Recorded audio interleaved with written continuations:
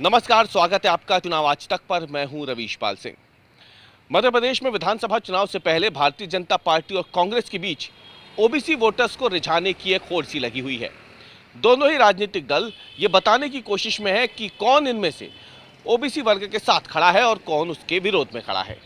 हमारा आज का विश्लेषण दरअसल इसी पर है कि क्यों आखिरकार राजनीतिक दलों के लिए मध्य प्रदेश के ओबीसी वोटर्स इतने ज्यादा जरूरी हैं। सबसे पहले आपको हम अगर भारतीय जनता पार्टी और कांग्रेस के उम्मीदवारों की सूची बताएं तो इसमें आप देखेंगे कि ओबीसी उम्मीदवार खड़ा करने में भारतीय जनता पार्टी कांग्रेस से आगे निकल गई है। भारतीय जनता पार्टी ने अब तक 228 सीटों पर अपने उम्मीदवारों के नाम का ऐलान कर दिया है।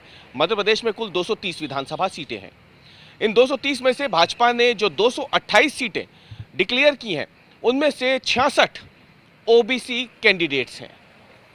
वहीं दूसरी तरफ अगर कांग्रेस की बात करें तो कांग्रेस ने अब तक सभी 230 विधानसभा सीटों पर अपने उम्मीदवार उतार दिए हैं और इनमें से कांग्रेस ने ओबीसी वर्ग में से 62 लोगों को टिकट दिया है। यह आंकड़ा बताता है कि ओबीसी वर्ग को जिम्मेदारी देने में, ओबीसी वर्ग को टिकट देने में भारतीय जनता पार्टी ने थोड़ा बड़ा दिल दिखाया है। अब इसके पीछे का गणित क्या है? गणित यह है कि दरअसल ओबीसी वोटर्स को भारतीय जनता पार्टी और कांग्रेस दोनों साध के रखना चाहती है। पिछड़ा वर्ग आयोग जो है मध्य प्रदेश का, उसके मुताबिक मध्य प्रदेश में ओबीसी वोटर्स करीब करीब 51% के लगभग है। ऐसा उसका सर्वे कहता है, उसकी अपनी रिपोर्ट कहती है। इसी रिपोर्ट को आधार बना करके शिवराज सरकार सुप्रीम कोर्ट गई थी। जब सुप्रीम कोर्ट ने नौकरी में आरक्षण को लेकर के एक तरीके से एक स्टे लगा दिया था, क्योंकि कमलनाथ सरकार ने 27% आरक्षण को मंजूरी दे दी थी, लेकिन वो मामला क्योंकि कोर्ट में विचाराधीन था। मध्य प्रदेश में नगरीय निकाय चुनाव होने थे और क्योंकि मामला कोर्ट में विचाराधीन था, भारतीय जनता पार्टी हो, कांग्रेस हो, सब ये चाहते थे कि नगरीय निकाय चुनाव में 27% आरक्षण के हिसाब से ही चुनाव की प्रक्रिया पूरी हो। लेकिन क्योंकि मामला कोर्ट में विचाराधीन था तो उस समय दिल्ली, भोपाल से लेकर दिल्ली तक भारतीय जनता पार्टी सरकार के जो नेता हैं, नगरीय प्रशासन मंत्री हो भूपेंद्र सिंह या मुख्यमंत्री शिवराज सिंह चौहान हो, रातों रात सुप्रीम कोर्ट के वकीलों के पास पहुंच गए थे और सॉलिसिटर जनरल जो है उनके साथ मिल करके लंबी बैठकें हुई थी। बाद में सुप्रीम कोर्ट ने कुछ नियमों के साथ ही मध्य प्रदेश में निकाय चुनाव करवाने की मंजूरी दे दी थी। भाजपा ने इसके जरिए एक तरीके से ये बताने की कोशिश की कि मध्य प्रदेश में वो 27% ओबीसी आरक्षण लागू कर रही है नगरीय निकाय चुनाव में, और उसी के आधार पर उसने टिकट बांटे थे। इसके जरिए भाजपा ने बताने की कोशिश की कि वो ज्यादा ओबीसी वर्ग की हितैषी है।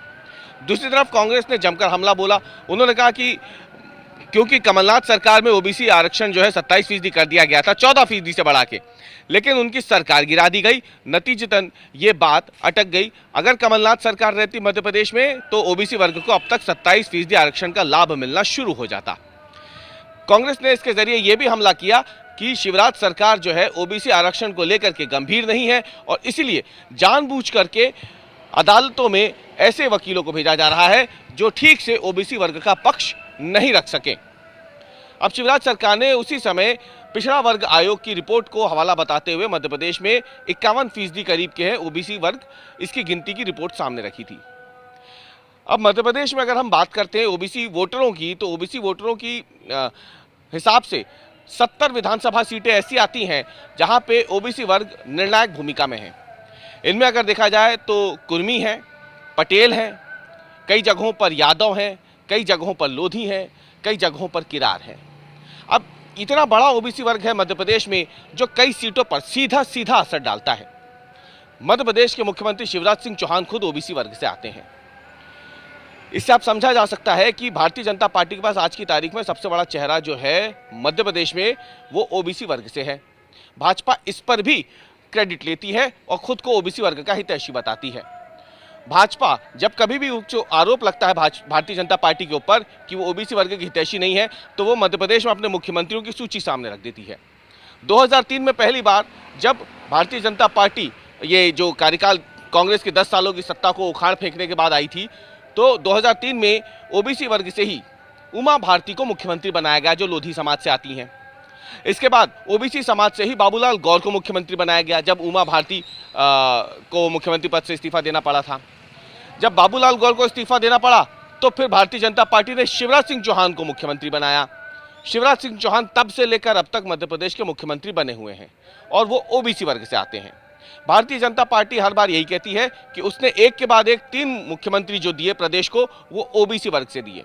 वहीं बात अगर कांग्रेस की करें तो कांग्रेस ने अब तक मध्य प्रदेश में ओबीसी मुख्यमंत्री नहीं दिया है, ये कहकर भारतीय जनता पार्टी हमेशा से कांग्रेस पर हमलावर रहती है।